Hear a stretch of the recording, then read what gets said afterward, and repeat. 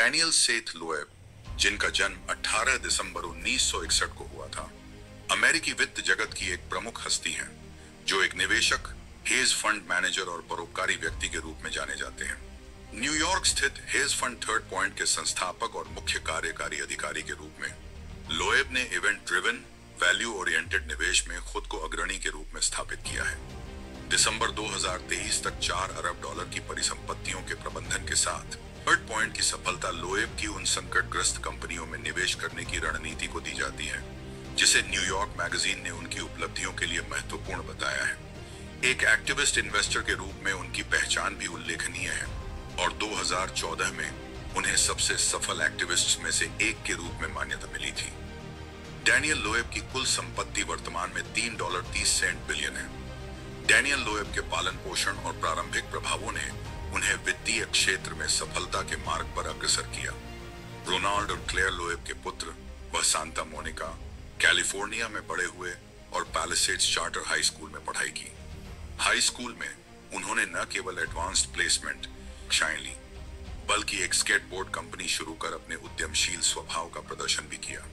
उनके शिक्षक ने उन्हें मिलो माइंडबाइंडर उपनाम दिया, जो कि उपन्यास कैच 22 के उस पात्र से प्रेरित था जो स्टॉक मार्केट में रुचि रखता था, और यह उनके वित्तीय भविष्य का संकेत था।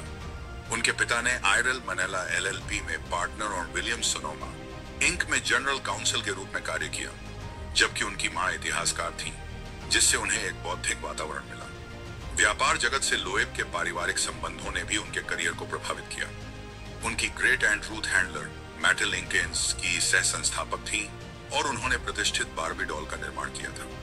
लोएब ने 2 साल के लिए कैलिफोर्निया विश्वविद्यालय बर्कले में पढ़ाई की और फिर 1983 में कोलंबिया विश्वविद्यालय से अर्थशास्त्र में स्नातक की डिग्री प्राप्त की। कोलंबिया में उनकी मुलाकात भविष्य के राष्ट्रपति बराक ओबामा से हुई, जो उनके सहपाठी थे। हालांकि उन्होंने अपने वरिष्ठ वर्ष में स्टॉक मार्केट से $1,20,000 की कमाई की थी, लेकिन एक निवेश प्यूरिटन बेनेट इंक में सब कुछ गंवाने के बाद उन्हें जोखिम प्रबंधन का एक महत्वपूर्ण सबक मिला।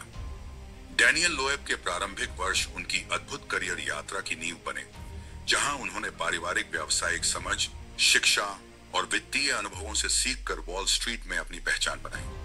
1984 से 1987 के बीच उन्होंने वॉरबर्ग पिनकस में करियर की शुरुआत की, फिर आइलैंड रिकॉर्ड्स में कॉर्पोरेट डेवलपमेंट डायरेक्टर बने।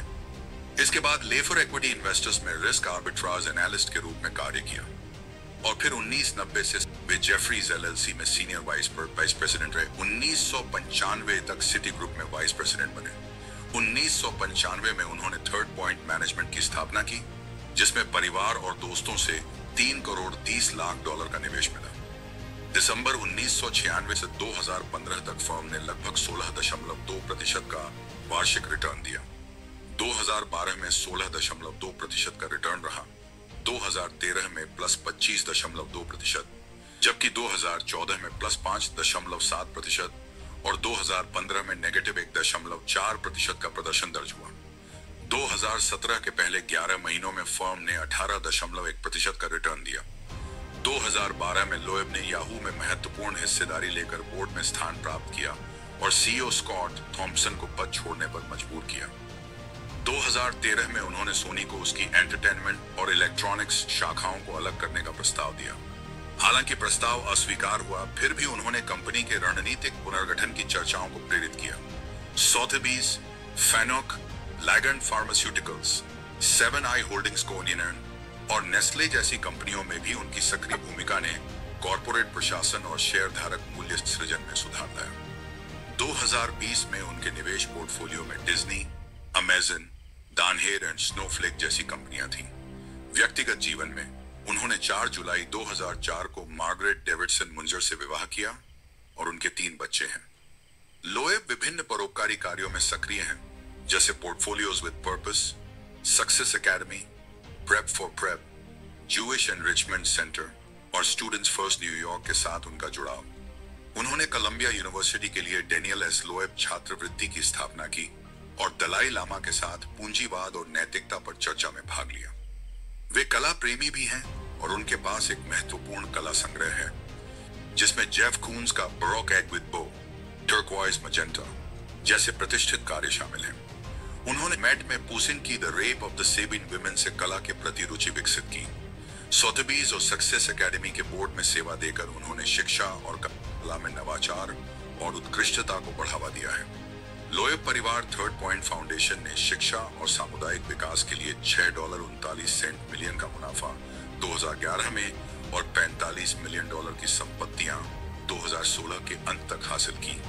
उनकी परोपकारी पहल में navy CL foundation, Alzheimer's drug discovery foundation and Bronx स्थित एक चार्टर स्कूल का समर्थन शामिल है। इस प्रकार डैनियल लोएब ने वित्त, परोपकार, कला, शिक्षा और सार्वजनिक नीति में गहरी छाप छोड़ी है।